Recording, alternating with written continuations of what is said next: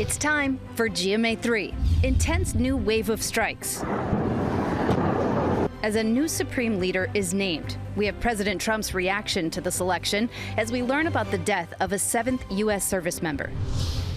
Oscar nominee Timothy Chalamet facing supreme backlash. Even though no one cares about this anymore. What he said, the reaction, and how it could impact his Academy Award hopes. And we're on the road to the Oscars, with less than 1 week until Hollywood's biggest night, with Michael B. Jordan and Ryan Coogler. I think we're both team players. We complement one another. Talking about their record-setting movie. It's time for GMA3. I can't believe it's less than a week. Hi, everybody. I'm Ginger Z. And I'm Mary Bruce here with Ike Ajachi. We are so glad that you have joined us on this Monday. Yeah, and coming up, ABC Secret Savings has major deals on wellness tech, from exercise to healthy cooking to sleeping well. I know we all need to sleep a little bit better. Oh. that's all coming up. Prices up to 75% Daylight off. saving time not hidden today. Also, speaking of sleeping, what if you are still exhausted, even if you've gotten a full night's sleep? Dr. Darian Sutton is here with what could be the cause. We've got lots of questions for him, but we are going to begin with the latest on the war with Iran. That country has a new supreme leader, someone President Trump has said would be an unacceptable choice. Chief Foreign Correspondent Ian Pannell is tracking it all from Jerusalem. Ian. Yeah, good afternoon, Mary. 10 days of war now. Iran's government, its security forces, missile capabilities and its infrastructure have all been severely degraded by the US and Israel. But for now, the regime appears still intact, still able to retaliate, and now to elect a new leader. As the US-Israeli war in Iran rages on, the regime selecting a new supreme leader. State media reporting that a week after Ayatollah Khamenei's killing, his son, 56-year-old Mujtaba Khamenei, has been chosen to succeed him. The younger Khamenei is expected to follow his father's hardline policies. Trump now considering sending US special forces into Iran to seize the country's nuclear stockpile. We wouldn't do it now. Maybe we'd do it later. The news coming amid an intense new wave of US and Israeli strikes Sunday. Israel targeting the country's energy infrastructure with a huge attack on multiple oil refineries in Tehran. This fire seen from miles away. Videos circulating online showing streets on fire. Iran says well over 1,000 people have been killed so far. The American death toll rising again this morning. The Pentagon announcing that a US service member wounded in an Iranian strike on a base in Saudi Arabia on March 1st has passed away from their injuries. Despite degrading its missile capabilities, Iran retaliating across the region. Dramatic video showing Emirati air defenses taking down at least 8 unmanned Iranian drones. Now, even the region's water supply, critical for survival in the Gulf Desert, being hit. A freshwater desalination plant in Bahrain attacked by drones, not long after the US was accused of attacking a similar plant in Iran. Well, President Trump, as you know, has demanded Iran's unconditional surrender. Secretary of War Hegseth also saying, quotes, Iran will surrender. But so far, there's no sign that the Iranian regime is either going to capitulate or even soften its position. The election of this new supreme leader indicates business as usual. And I think achieving these lofty war goals that the president set out through air power alone is likely to prove extremely difficult. Ike? All right, Ian, thank you for that update. Stay safe. Now to the deadly tornado outbreak over the weekend. 8 people killed in several states. And Ginger, you're saying there's a new threat on the way. Yes, it's that time of year where we start to see the atmosphere really fire up. And unfortunately, we saw that in my home state. An EF3 killed 3 people in Union City, Michigan. Now, that tornado was the earliest EF3 also on record. So you know what the atmosphere is capable of. And now we're going to be watching several areas. Today, it's all about, and tonight, it's going to be all about parts of Mississippi, Alabama, Tupelo included there, Birmingham, Montgomery. And then tomorrow, the skies start opening up in the afternoon and throughout the evening and even early overnight. And it's from Dallas and Oklahoma City right on up through Peoria, Illinois. Chicago's included. And the tornado threat is big. It includes Kankakee, Northwest Indiana. And that right there shows you already how enhanced the risk is for tornadoes. So we're giving you a good 24 hours warning here. Then the big hail, baseball-size hail from northeastern Missouri right through central Illinois into northwest Indiana on Tuesday. So it's going to be a busy couple of days. It even goes on through Wednesday from Pittsburgh back through Louisiana. A lot coming up. A lot. Thank you, Ginger. All right, now we're going to turn to actor Timothy Chalamet in hot water after appearing to take a shot at opera and ballet. Members of those communities now firing back at the Oscar-nominated star, and Will Reeve has been following it for us, Will. I sure have. It's been all over the place on the internet these days, and Chalamet's proven to be a master of the press tour, but today he's been in the middle of a brouhaha of his own making due to a flippant comment he made last month that has since gone viral right at the finish line of his Oscars campaign. And it's only a matter of time before I'm staring at you from the cover of a Wheaties box. With under a week until the Oscars, Best Actor nominee Timothy Chalamet is the main character in a real-life controversy after saying no one cares about opera or ballet. I admire people, and I've done it myself, to go on a talk show and go, hey, we got to keep movie theaters alive. You know, we got to keep this genre alive. And I don't want to be working in ballet or opera or, you know, things where it's like, hey, keep this thing alive, even though no one cares about this anymore. All respect to the ballet and opera people out there. I just lost 14 cents in viewership. Chalamet made those comments in a CNN Variety town hall with Matthew McConaughey last month. But the clip has spread like wildfire in recent days and ignited backlash from the performing arts community. Ballet and opera aren't niche hobbies people opt out of for fame. They're disciplines you can only enter if you have the rare ability for them. We don't have the aid of second takes, edits, stunts, filters, makeup. And the Seattle Opera trolling the star by offering 14% off seats for their weekend performances with promo code Timothy. The critics' choice is Timothy Chalamet. The four-time Academy Award nominee had been an early favorite to win his first Oscar this year for his performance in Marty Supreme, but is now virtually neck and neck with Sinners star Michael B. Jordan, who has some momentum coming off his win at the Actor Awards last week. The 30-year-old Chalamet is a self-proclaimed arts kid. I grew up backstage at the New York City Ballet. My grandmother danced in the New York City Ballet, my mother danced in the New York City Ballet, my sister danced in the New York City Ballet. The big question now, could this cost Chalamet the Oscar at this Sunday's ceremony? Voting concluded on Thursday, so timing may work in his favor. What I always like to remind people is that awards season is a political campaign. While you're not going to see outright smear campaigns, you are going to see people resurfacing maybe unfavorable interviews at times. And no comment from Chalamet since those comments went viral. As far as his Oscars chances, it's really anyone's game right now. For most of awards season, it seemed like he was a lock, but Michael B. Jordan has momentum. He just won the Actor Award, so we shall see. But the ballet and opera comments probably going to be irrelevant whether he wins or not because of voting closing on Thursday.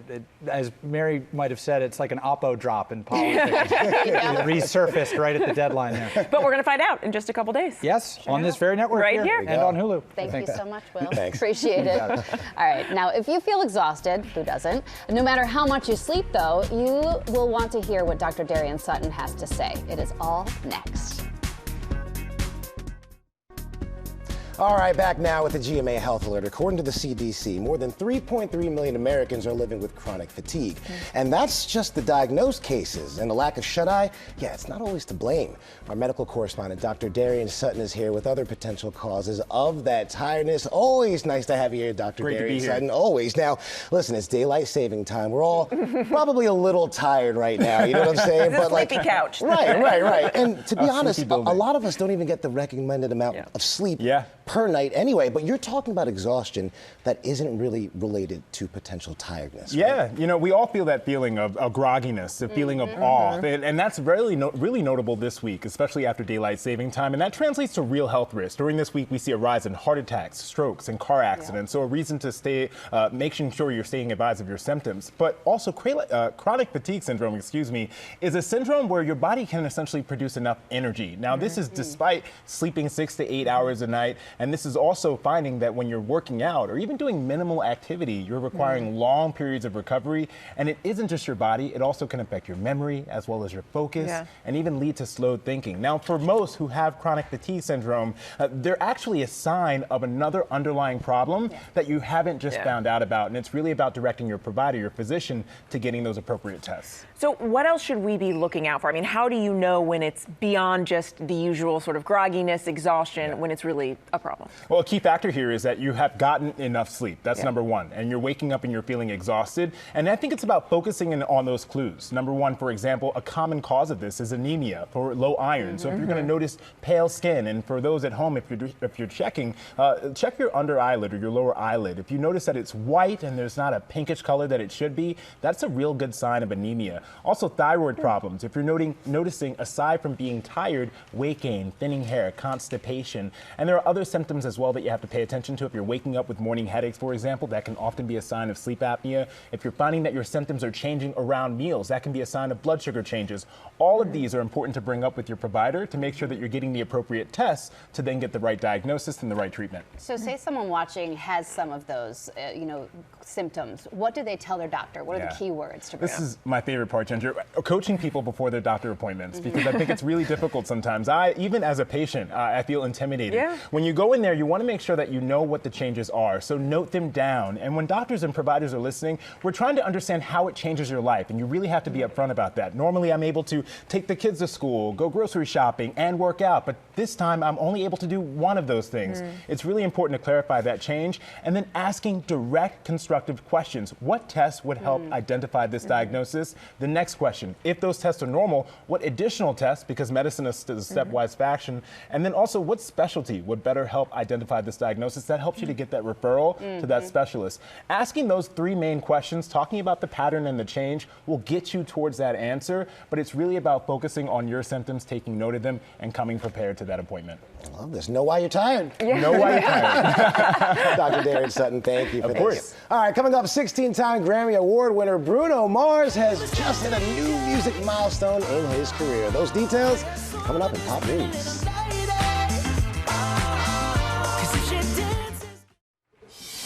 And we are back now with Pop News. Sophie Flay, what do you got for us? Oh, we've got a lot. We start Pop News with quite a few eager beavers looking to see Pixar's new film, Hoppers. The animated animal adventure debuted over the weekend, landing #1 at the box office, scoring $88 million globally. This marked the biggest box office opening for Pixar since 2017's Coco. Last week, critics rated the movie with a 96% on Rotten Tomatoes. Now, the audience score is sitting at 94%, with over 1,000 people weighing in on the site. The film stars John Hamm, Piper Curda, and Bobby Moynihan, who took to Instagram saying he was so grateful to be part of Hoppers and thanking people for showing up to see the movie. Hoppers is in theaters everywhere now. Anyone get there over the weekend? No, but my kids are, yes, they want to see it. Okay, I love it. Okay, next, Harry Styles. This man is busy. His new album may be called Kiss All the Time, Disco Occasionally, but the fans have been discoing since he dropped his album on Friday. His first in 4 years. And Harry didn't stop at the album. He also dropped a brand new music video over the weekend for his song American Girls. Here, Harry channeling old Hollywood action stars. And if that wasn't enough, Harry also took to the stage in Manchester, England on Friday for a one-night-only concert that Netflix streamed for fans around the world yesterday. The Grammy winner sharing that this concert wouldn't be anything like his Together Together tour, so there is more in store from the global superstar. And from England, Harry flew here to New York City to surprise the crowd, and Ryan Gosling sitting in the audience at SNL on Saturday. Yeah, a lot of excitement there. His album is streaming everywhere now, and his world tour kicks off on May 16th in Amsterdam. I did laundry over the weekend. I thought that was enough. Guys over here jet Step it up, Ike. You gotta pick it up, Ike. Right. And staying in music news, Bruno Mars is celebrating a career first. His latest album, The Romantic, came out 10 days ago, and now the numbers are in. The Romantic officially debuted in the #1 spot on the Billboard Hot 200 Albums chart, making this Bruno's first ever album to debut in that top spot. The album features hits like I Just Might and Risk It All, and Bruno premiered the music video for that single just last week after co-directing it. The last time Mars had an album in the top spot was 13 years ago with his 2013 record, Unorthodox Jukebox. And next, the Grammy winner is gearing up to take his show on the road. The Romantic Tour kicks off 80 days of performances next month, starting in Las Vegas, and tickets for the newly added dates in LA, Vancouver, and Mexico City go on sale this Thursday. You won't want to miss it. Yeah, One of the best shows Yeah. I've ever seen. He's Right? He's amazing. I tried to get tickets, I couldn't get them, so now I've got to I got one more chance. You know what? He doesn't look tired. He looks like he's got all the energy in the world. We need some of that. Yeah. Sophie, thank you. And coming up here, Lori Bergamato is here with ABC Secret Savings. She has the tech you need for your wellness with deals up to 70% off. Stay with us.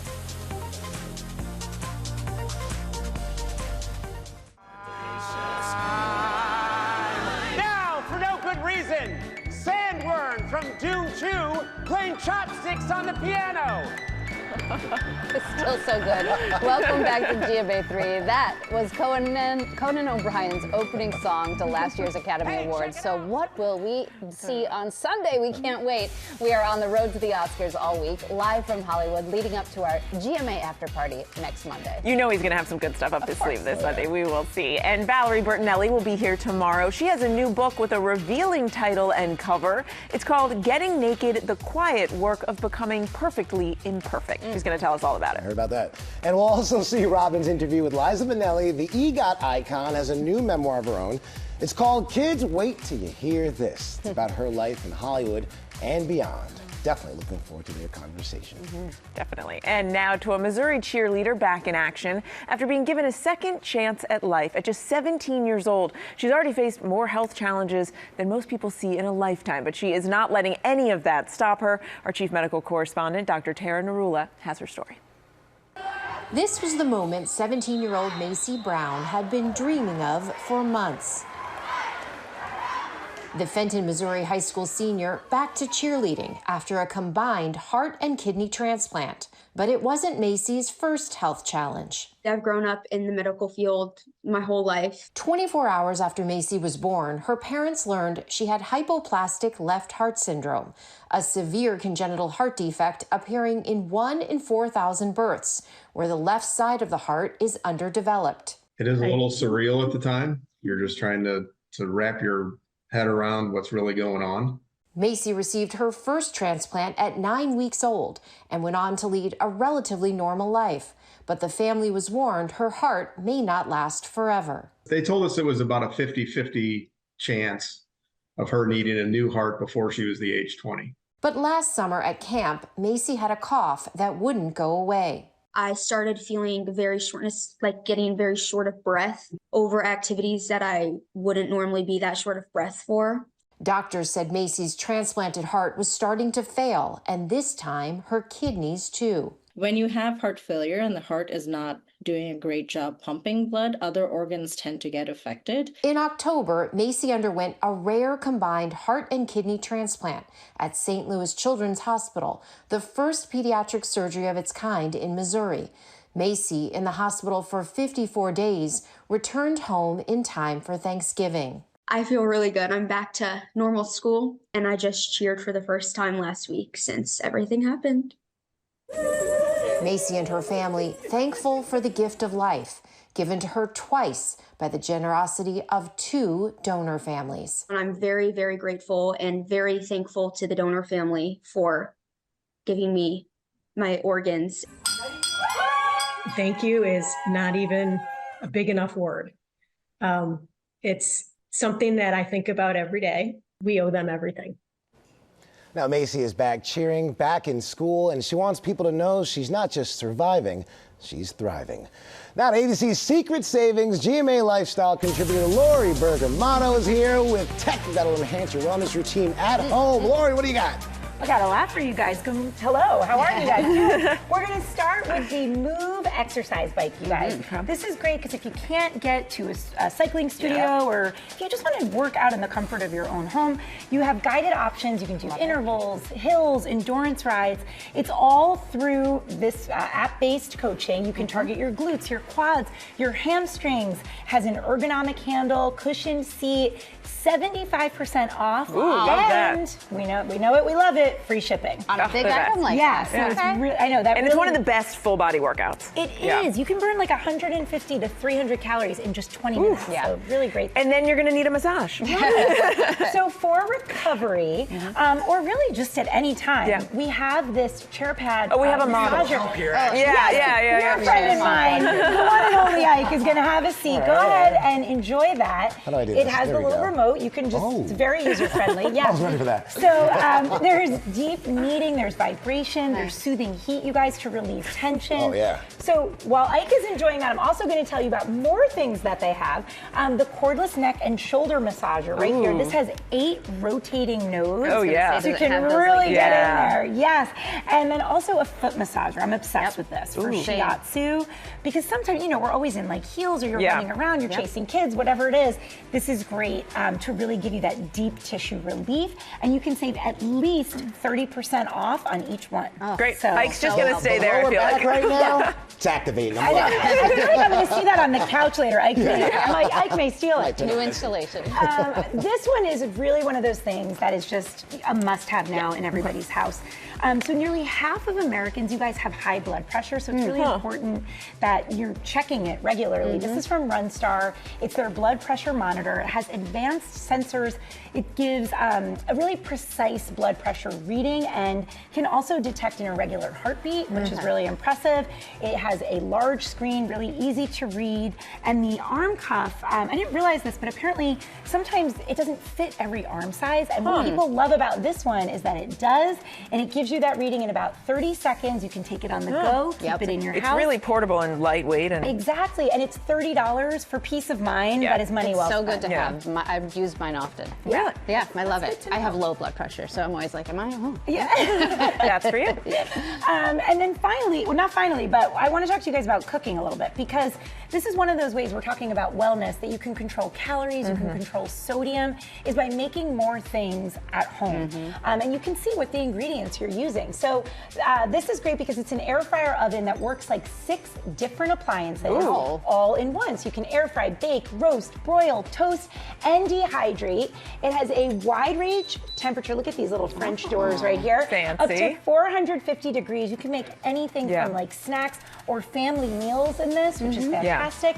This is $99 plus free shipping. I have to say, as a parent, we just got an air fryer. We were late to the game. It's changed everything. Yeah, and a dehydrator. It's so easy. And a dehydrator, it really does everything. And I like that it's like a small footprint too. Yeah, It doesn't take up too much space. Okay, this is something I feel like we can all really get behind. We're going to talk about sleeping here. This is from Live Lab. You guys, it was created by 3 former insomniacs. The key word there is former, to help people fall asleep faster and more naturally. So that one you have there, Mary, is the Dodo. That uses rhythmic light on the ceiling that helps guide your breathing. Oh, interesting. In 8 or 20-minute cycles. And then this one here that Ginger has, that's the Hoom Band, and that provides relaxing meditations or audio. They both connect to your Bluetooth. It's stylish as well. It is. Ginger is showing. Ginger makes anything look good. And these have prices starting at $37. And that, for good night's sleep, I'd pay at least triple that. Anything to help me fall Great asleep products, faster. guys. Thank And you, then Lori. Lori, Yeah, you doing all right there? You okay? Still doing Good. Laura, you have even more for us, though. I do indeed. In addition to these top brands, you guys, we have more than 24 additional deals, from solutions to your home to skincare. They are live right now from our ABC Secret Savings March special. You can check all of them out at abcsecretsavings.com. And look, I'm just ready for sleep. Okay, coming up though, before we get to there, we've got to get Chris Connolly sitting down with Michael B. Jordan and Ryan Coogler talking all about Sinners and the road to Oscars history. Back now on the road to the Oscars. With the big night less than 1 week away, the movie Sinners has already made Oscars history with the most nominations ever. And Chris Connolly sat down with the creative duo behind the film's success. They met as 20-somethings in 2011 at a Starbucks when Ryan Coogler was readying his first film, Fruitvale Station, and Michael B. Jordan had questions.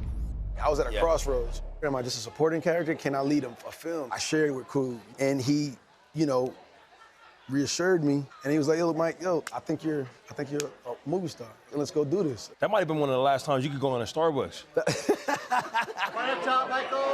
15 years later, they're both A-listers, and Sinners earned a record-breaking 16 Oscar nominations on Academy Award morning. I was in the bed. You overslept. I overslept. But I looked at my phone and I saw the amount of missed calls and unread messages. I knew it had to be something positive. And then I just called my mom immediately. Yeah, what's that like to talk to your mother after you've just made history with your I mean, it felt great, you know, just to kind of hear her happiness and joy, you know, and knowing how much that, you know, she poured into me, into this dream, that this was gonna, you know, lead me to someplace fruitful. Zinzi Kugler, Ryan's spouse, also nominated as a Sinners producer. I was at home in the Bay Area. We watched together, and we had to take the kids to school. And I was like, yo, we got to do something. It was her first time being nominated, you know, so I figured I'd take her to get waffles. So we went to this waffle shop in Alameda. That's dope. It was awesome, man. Jordan and Kugler's 5th collab after the Rocky-derived Creed and the Black Panther movies. Sinners is an original from a visionary filmmaker. We back now. So for him to be able to have the freedom to build this world, I think we got a glimpse of what a Ryan Coogler movie could be without any limitations. I'm inspired by things around me and people from my life. A big inspiration for this movie is somebody who passed away, you know, going on 11 years ago. Your Uncle James. My Uncle James, that's correct.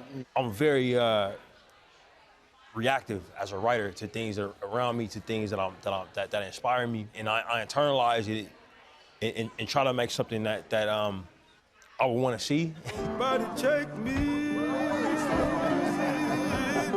It was through his Uncle James Edmondson that Kugler first heard the blues, music that would breathe such vivid life into the 1932 Clarksdale, Mississippi of Sinners. Blues music in the church, and these things that are said to be opposites. But when you juxtapose them, you realize that they're more like mirror images of each other. They're more like twins. It'd be Jordan playing the twins, smoking the blue cap, stacking the red fedora, crafting backstories and creating distinct looks as these two open a juke joint. I heard you wore a different shoe for each. Yeah, Smoke, I got a size too big shoe, and Stack was a half size too small, and Stack being a little bit more, buoyant. Smoke, he's the parental of the two. A size too big shoe, you don't really want to move around too fast. What makes this man special, Ryan, as an actor? I think he has a lot of intangibles. There's a magic to Mike that I think like Tom Hanks has, where you see him and you care about him. As an actor, he's done everything. So what that gives him is an incredible amount of empathy when he's on the screen and in space with another actor. And then the other thing he has is this incredible drive. Like he wants to be great. So you got all of these things like Mike. You told me once, well, you know, my father gave me this name. Yeah. I better be competitive. I gotta be competitive at something.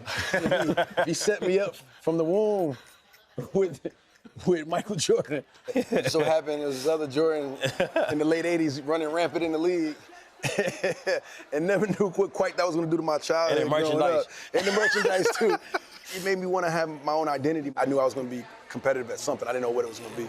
What makes this collaboration special? I think we're both team players. We complement one another. That comes from working together often, and you develop a rhythm to kind of know what the other person might need at a particular time to achieve a certain goal. Every day it reminds me that it's achieved and made the impact that it has. And the audience spoke volumes, you know what I'm saying, about what they felt about it. And that's the biggest reward for us, for me. All right, you can watch the Oscars this Sunday right here on ABC, streaming live on Hulu. How about that, huh? That movie? Oh, my gosh. All right, coming up, Jenna Dewan is here to tell us about this season of The Rookie and so much more. And welcome back. We are here with Jenna Dewan. She's danced and acted her way into our hearts over the years with projects including Step Up. And now she's here to talk about new episodes of The Rookie on ABC. Jenna, welcome. We love having you. Thank you for having me. Thank you so much for joining us. I'm so happy to be here. So, thank you. Let's talk about the amazing sort of arc that you've had on this show. You joined in season 3, became a regular in season 4. How exciting is it to now be in the 8th season? It's absolutely insane. I truly wake up grateful for this show and this job every single day. And it's amazing because we're actually even growing as the show goes on. It's like unheard of, you know? So we're having a lot of expansion and the fans really love it, and it's fun to just see them I go throughout life, and people come up to me and they're really invested in Bailey's storyline, and they want to know everything about the show. And it's just great to be a part of something that is connecting with people and are making them tune in. And I feel really lucky. You're right. It is hard to see growth like that. Yes. And speaking of Bailey, I know that Bailey took a new job in Washington. So we want to take a look real quick. Yes. So, no aircraft carriers today? No, today is back-to-back meetings about the technical specifications for the next-gen tactical triage kits. Very funny. You call me later? Yeah, I sure will. It's a date. Love you. I love you too. So full of love. So happy. That's real right there. You're out of town. You're like, oh. Speaking of real, you're working with both your work husband, Nathan, yes, but then your real life fiance, Steve. So tell us, how is it balancing all of that? That was really fun. He came on, for one of the seasons, and he plays my ex-husband. Well, actually, we weren't actually ex, but it was this surprise husband who was one of our worst bad guys we've had on the show. But what was ironic about it was we had just had Rhiannon, our third baby, and I was back to work, it was like 8 weeks later, but we were beating each other up in one scene, we're screaming at each other, and then we'd say cut and go, okay, well, we should go back to baby, I'll go back and breastfeed, okay, I'll meet you back. I mean, it was just this really hilarious, but it's funny because we go out together and sometimes fans will come up to us and be like, wait, you guys are like, okay, good in real life? We're like, oh yeah, because not everyone knows the storyline. It was really fun. We got to, play out a lot of any emotion we had at home. We were like, let's just leave it for the scene. The next day, bring it to the scene the next day. So how excited is your family for the wedding? I know they're excited, and they're also tired of my same answer, which was we still have no plans. I know, it's so fun. We kind of did it a little backwards. We have our kids. We're happy being in the moment. We live together. We get to that point where we're like, we'll probably just one day just up and do it. Right. Make it happen. And we were talking a lot about this because behind the scenes, you and the cast, it seems you are certainly having a lot of fun on your TikTok videos. Yes. You put the rest of us to shame. We like to have fun. And your dance background seems to come in handy. It does. I mean, listen, I love any time I get to dance, but this is a very, very intense scene that we're filming, and I was like, hold on really fast. I have this great TikTok to do. So we like to kind of play and we get a little competitive. And then Makia's also a dancer. She danced for Michael Jackson. So the two of us are always leaning towards finding a dance to do. This one, everyone's looking at me funny. They're like, what does she do? They're used to us. Let's put it that way. They're very used to us. But it keeps it light, keeps it fun. Yeah. Especially because I'm sure there are just long breaks, as there are many times filming, right? There are long breaks. So what are you going to do? And we're in really funny, cool locations half the time. And it just makes sense to be, behind this burning building and doing TikTok. Why not? Why not? It works. Well, you're inspiring all of us on so many levels. Congratulations on all of the success and the family. Thank you so much. And you, of course, can catch a new episode of The Rookie tonight here on ABC and streaming the next day on Hulu and Hulu on Disney+. And we'll be right back. Thank you. Thank you guys. So much. No, there is only one. Thank you all for watching. What a great start to the week. Yes, and for more news, obviously, check out What You Need to Know. Have a great day. See you tomorrow.